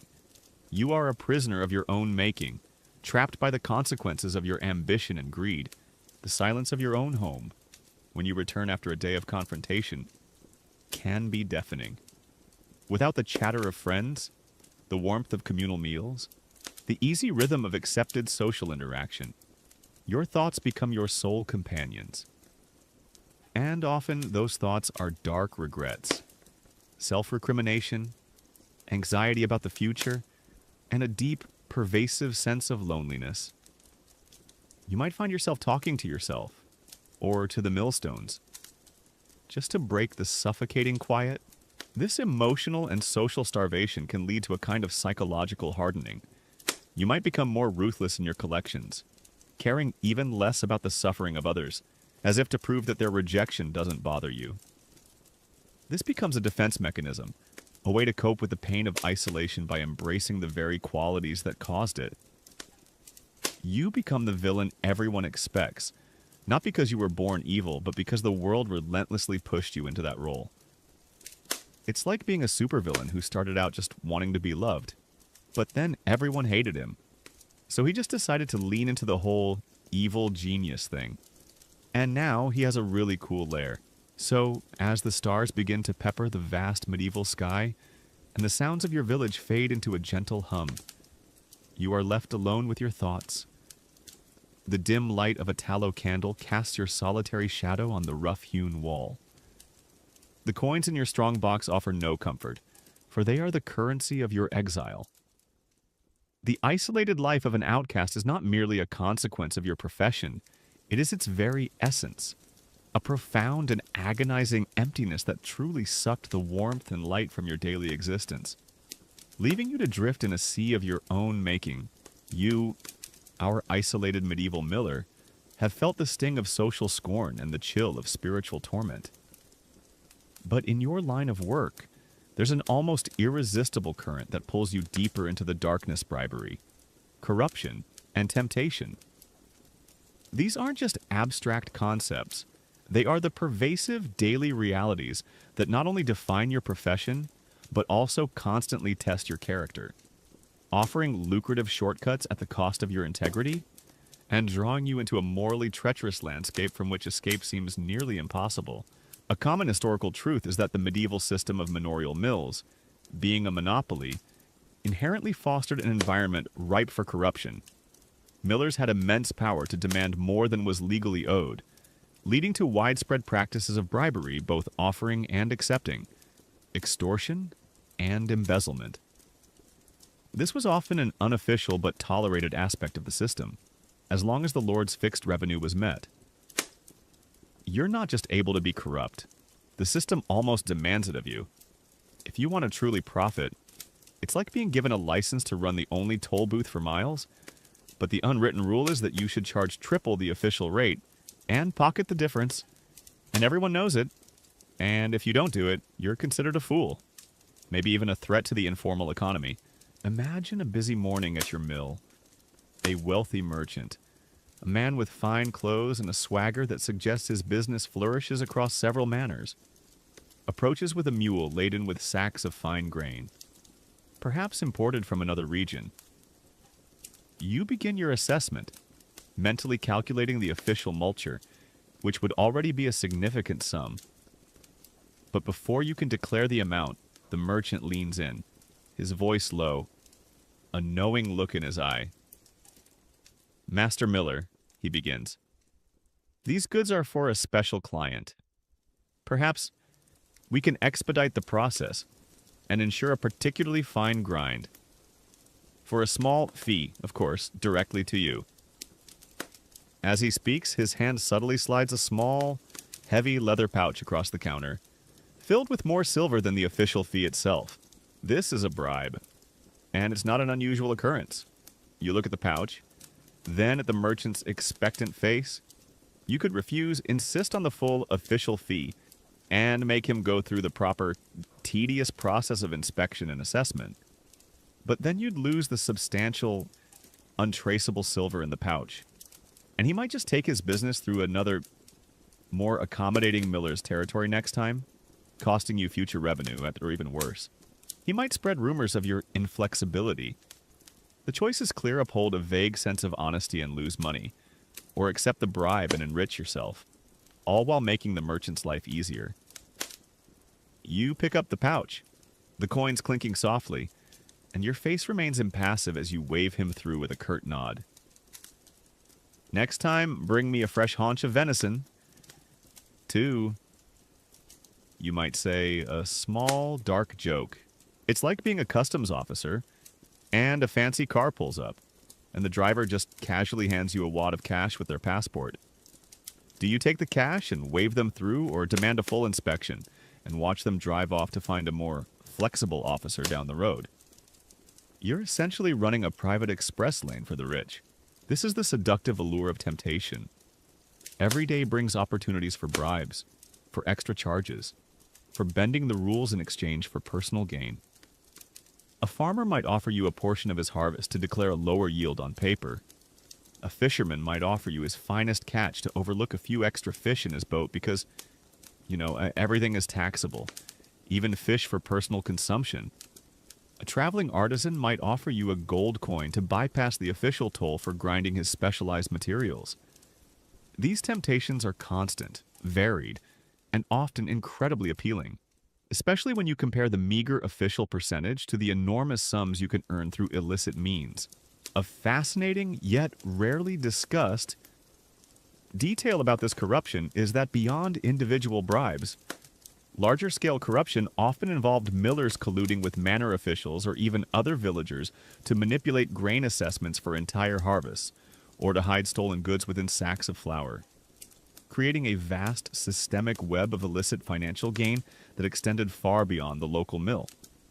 This means that the petty bribes you accept are just the tip of a massive, submerged iceberg of systemic corruption.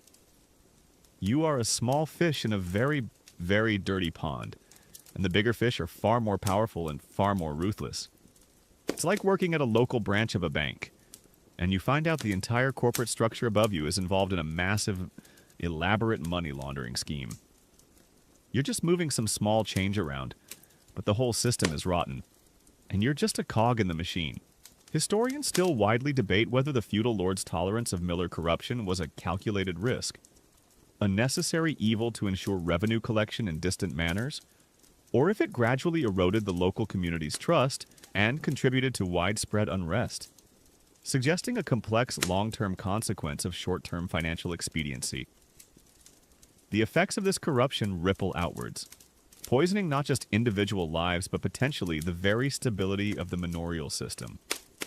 You on the ground. Just see the immediate profit and the immediate danger.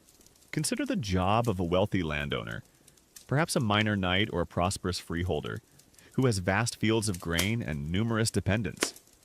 He might approach you not with a paltry bribe, but with a complex proposition, a substantial gift, to ensure his grain is consistently undervalued in the official records, saving him massive sums over the years. This isn't a one-time thing, it's an ongoing arrangement, a tacit understanding that you will protect his interests in exchange for a continuous stream of illicit income. This kind of arrangement draws you into a deeper web of complicity, making you an active participant in large-scale tax evasion, not just petty extortion. You become an accomplice, bound by mutual interest to powerful and unscrupulous individuals. It's like a powerful tech CEO offering you a consulting fee to make sure their company pays absolutely no taxes for the next decade. And you suddenly find yourself with a surprisingly comfortable, ethically questionable, new income stream. The moral, slippery slope is steep and fast. What starts as accepting small gifts quickly escalates to demanding them. You become more brazen, more confident in your ability to extract extra funds. The line between what's legal and what's corrupt blurs until it disappears entirely. Your conscience, already dulled by the contempt of others, becomes even more muted as the allure of wealth takes over. You begin to see every interaction not as a service, but as an opportunity for personal enrichment, a chance to take advantage of someone's desperation or eagerness. This pervasive corruption also means you have to be constantly wary of being double-crossed. The merchant who offered you a bribe might later accuse you of extortion if it suits his purpose. Perhaps to avoid a larger dispute with the lord, the powerful landowner might decide you're no longer useful and arrange for your downfall, accusing you of the very corruption he encouraged. You operate in a world where trust is a liability, and everyone is looking out for themselves. You learn to keep meticulous, hidden records of your illicit dealings, not for official purposes, but as leverage, as insurance against those who might try to expose you. It's like being a spy, but everyone around you is also a spy, and no one can truly be trusted.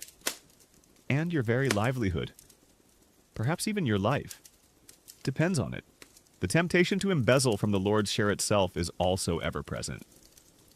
After all, you collect the money and the grain. Who's truly checking every single measure? You could declare a lower sum than you actually collected, siphoning off a portion for yourself before sending the rest up the chain to the bailiff. This is a riskier game, one that could lead to severe punishment if caught, but the potential rewards are immense. The thought nags at you, a constant whisper of even greater wealth, even greater power, just a single dangerous step away. This culture of corruption is not just external, it becomes internalized. You start to think of money as the ultimate measure of worth, the only true source of power and security in a brutal world. The pursuit of wealth becomes an addiction, a relentless drive that overshadows all other concerns. You might neglect your family if they haven't already abandoned you, your health, your few remaining social connections, all in the tireless quest for more. The silver glints in the darkness, a mesmerizing beacon that pulls you further and further away from the light. The fear of exposure is a constant companion. If your corrupt dealings come to light, either through an investigation by a watchful bailiff or a desperate complaint from an aggrieved villager, perhaps one who has nothing left to lose, the consequences could be dire. Imprisonment, severe fines, confiscation of all your property, even public humiliation or physical punishment. This fear adds a sharp edge to every bribe accepted, every illicit deal made. You walk a tightrope, balancing immense personal gain against the constant threat of total ruin. It's like being a high-wire artist, but the wire is covered in grease and someone keeps throwing bananas at you. And the audience actually wants you to fall, hoping you land in a pit of angry villagers. So, as the sun beats down on your mill, and the whispers of illicit deals fill the dusty air, you are constantly making choices. Do you take the bribe? Do you demand an extra fee? Do you skim a little off the top? Each decision drags you deeper into the moral mire, reinforcing the corrupt system that birthed your profession.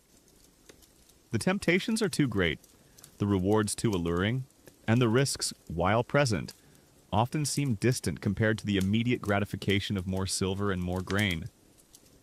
This environment of bribery, corruption, and temptation truly suck the integrity out of your daily life, leaving you adrift in a morally treacherous landscape, forever stained by the glittering, tainted allure of illicit wealth. You, our medieval miller, are now deeply enmeshed in the moral compromises and social isolation of your profession. You've profited, but you've paid a heavy spiritual price. Yet, there's one last crucial layer of your miserable existence. We must examine the illusion of the Lord's protection. You cling to the idea that the feudal lord, whose wealth you augment and whose monopoly you enforce, will always be there to shield you from the righteous anger of the peasants and the inherent dangers of your trade, Minas. But as you'll soon realize, that protection is fickle, conditional, and ultimately an empty promise. A common historical truth is that, while feudal lords established mills as lucrative monopolies and nominally protected their millers as valuable assets, the practical extent of this protection was often limited. Lords were primarily concerned with the flow of revenue, and while they would intervene to prevent outright destruction of the mill or the death of a miller that disrupted income, they might tolerate or even implicitly allow minor acts of peasant defiance or violence against millers as a pressure release. Or if it didn't significantly impact their bottom line, you are a tool, and tools, while useful, can be replaced if they break. It's like being a highly paid but very annoying security guard for a powerful, ruthless corporation.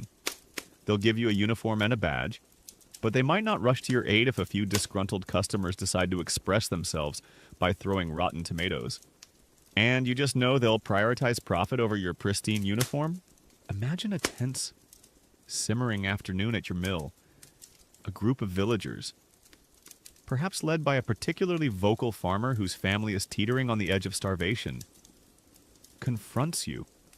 Their accusations are loud, their faces contorted with rage, their frustration palpable. They accuse you of cheating, of stealing, of being a thief of bread. You feel the familiar surge of fear, your eyes darting towards the road leading to the manor house, hoping to spot the Lord's bailiff or a patrolling guard. Suddenly, a small commotion erupts. A stone is thrown, narrowly missing your head. The crowd surges forward, their anger threatening to overwhelm you. And then, you see them. Two of the Lord's guards, clad in their leather jerkins, their spears glinting in the sun, emerge from the direction of the manor. They hear the shouting, see the agitated crowd. Your heart leaps with a desperate hope. Finally, protection? But their approach is slow, deliberate. They cast a casual glance your way, their expressions unreadable. Perhaps even a hint of amusement in their eyes. They don't quicken their pace. They don't draw their weapons. They simply continue their patrol, deliberately giving you enough time to handle the local disturbance yourself. They are a visible symbol of the Lord's power. Yes, but their protection is not immediate, not personal. It's a distant, indifferent shield. It's like being robbed, and the police car just drives by slowly, waves and yells. Good luck with that. We'll get there eventually. This tacit permission for minor violence, this deliberate delay in intervention, serves a purpose for the Lord. Allowing a miller to suffer a few bruises, or even a public humiliation, can sometimes diffuse wider resentment, preventing larger, more organized peasant revolts. Your personal discomfort is a small price to pay for maintaining manorial stability. You are expendable, a sacrificial lamb in the larger game of feudal control. It's like being a punching bag for a frustrated boxer. You absorb the blows and the crowd cheers, and the coach the Lord just nods approvingly, because it means the boxing match the feudal system can continue. A fascinating yet rarely discussed detail about this illusion is that while millers were legally bound to the Lord's service and theoretically protected, Their practical recourse in manorial courts against peasant violence was often difficult. Peasants might claim they were provoked by the miller's dishonesty, and lords wanting to avoid widespread unrest might rule leniently against the peasants or prioritize maintaining social peace over absolute justice for their miller. This means your degree of protection isn't universal. It depends on the lord's current political calculations, the mood of the peasantry, and how much trouble your plight might cause. You're not just a miller, you're a pawn in a much larger, often deadly political game. And you're on the lowest rung.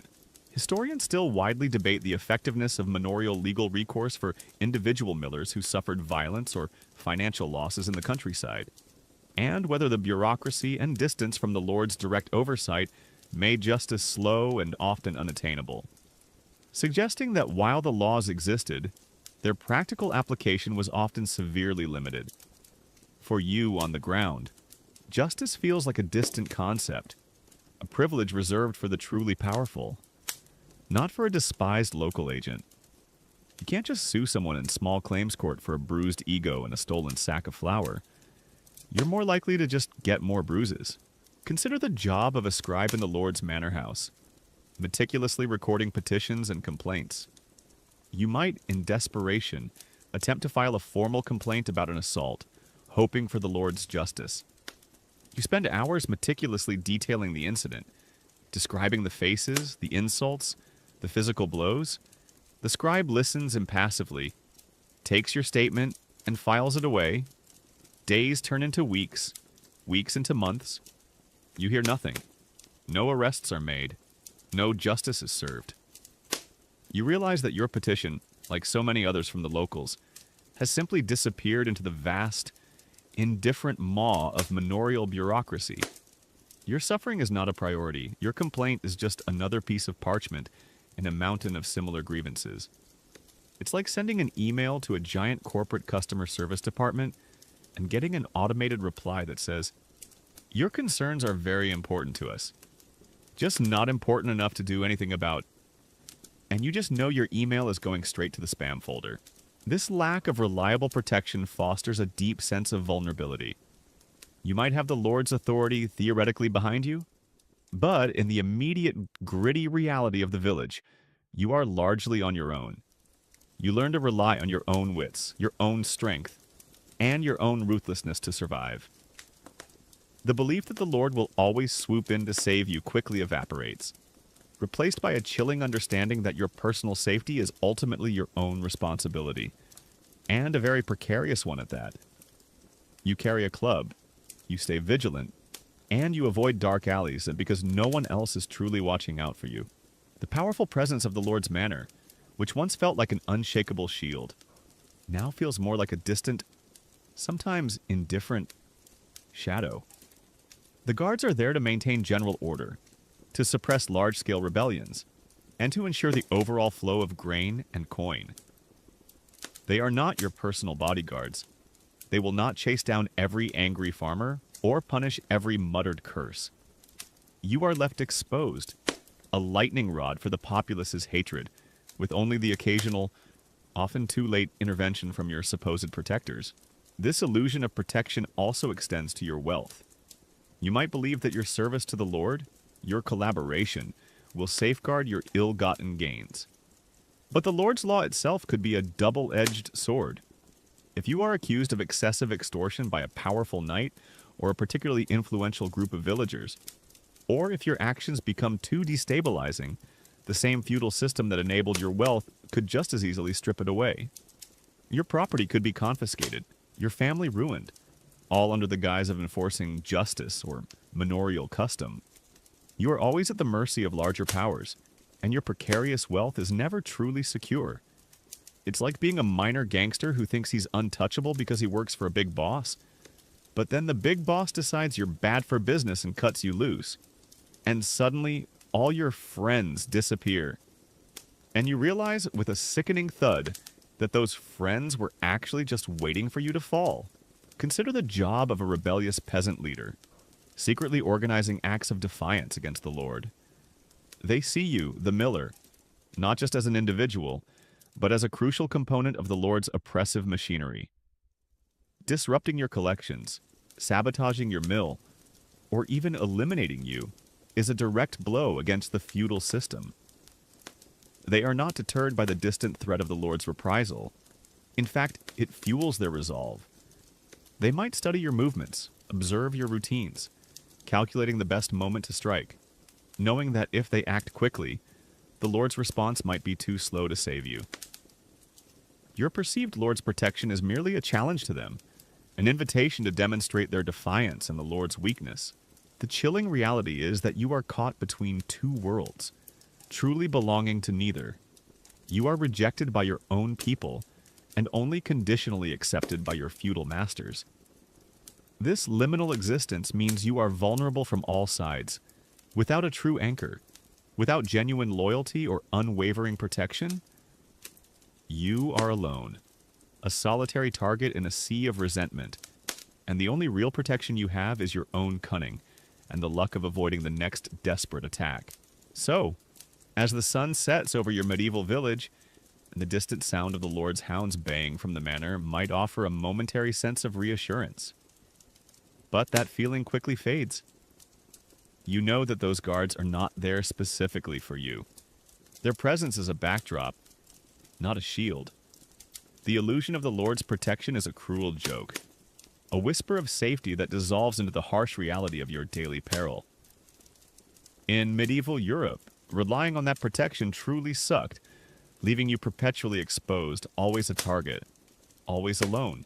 You, our medieval miller, have navigated the treacherous currents of your despised profession, the suffocating feudal yoke, the ruthless grip of monopoly, the burden of unjust fees, the pervasive social scorn, the peril of violent retribution, the gnawing moral decay, the profound isolation, the constant temptations of corruption, and the hollow promise of the Lord's protection.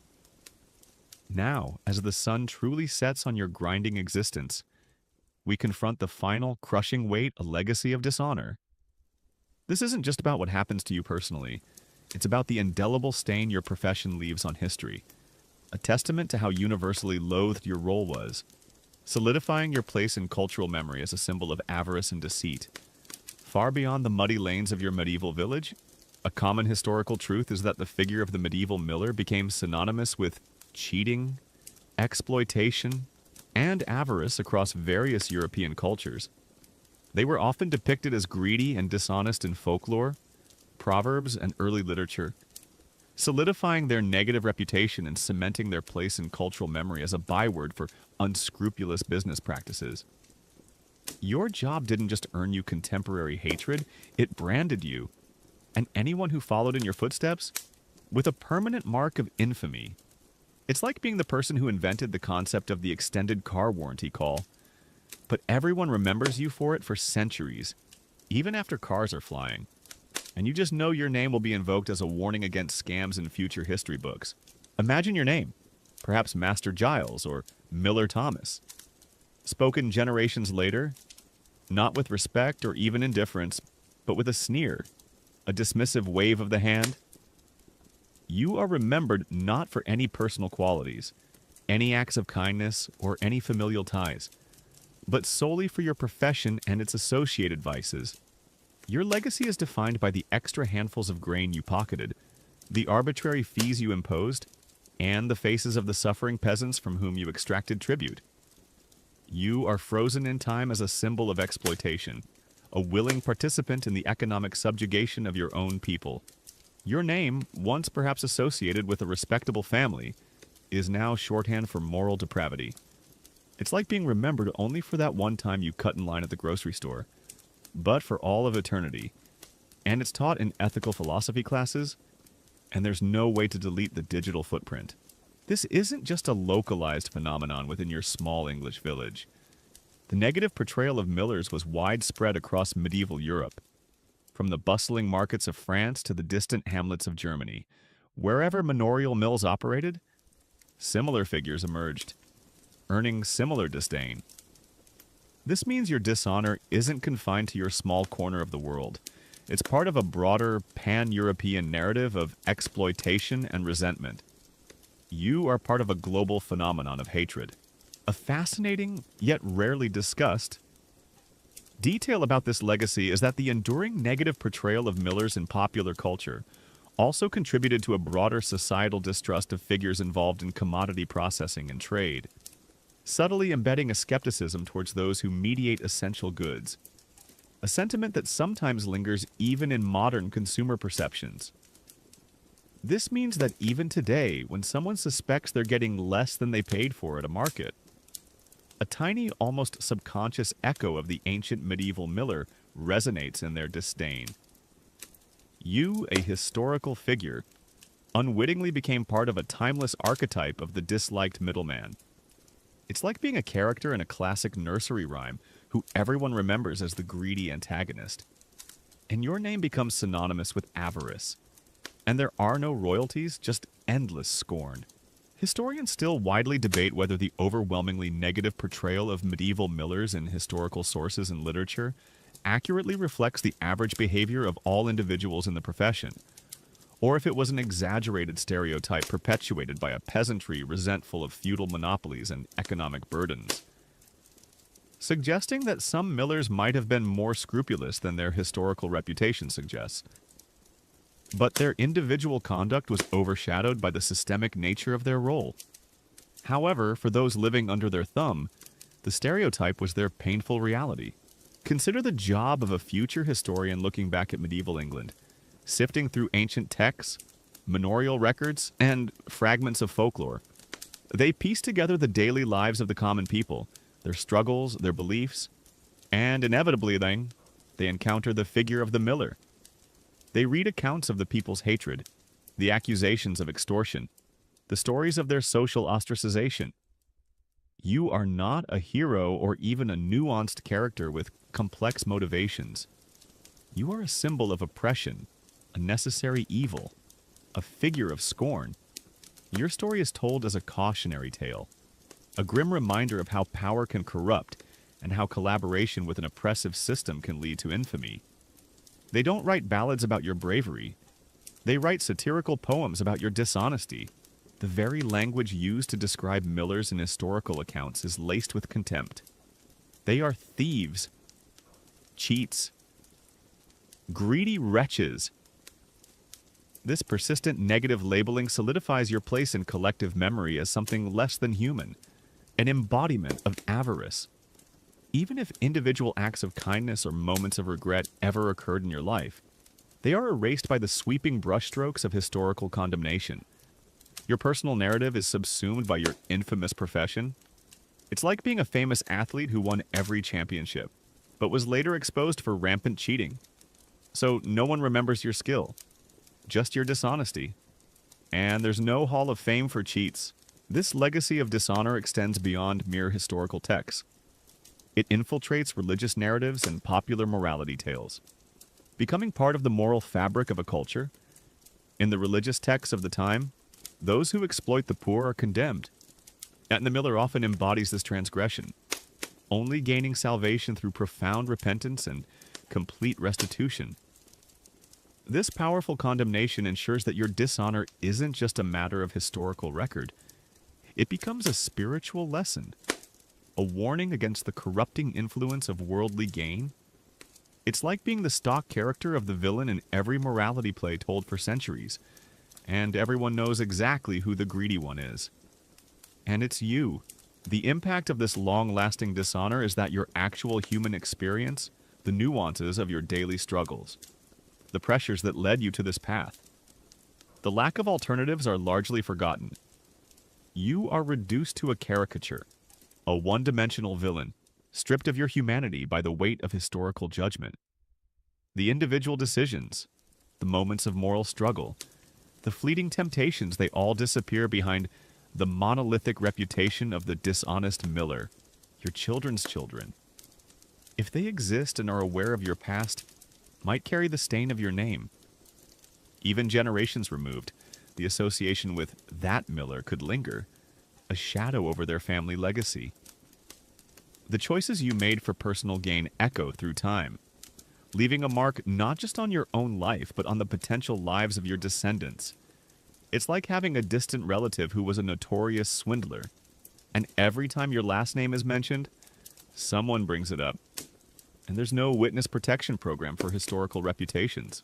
So, as the centuries turn into millennia, and the feudal system fades into the annals of time, your figure, the medieval miller, remains.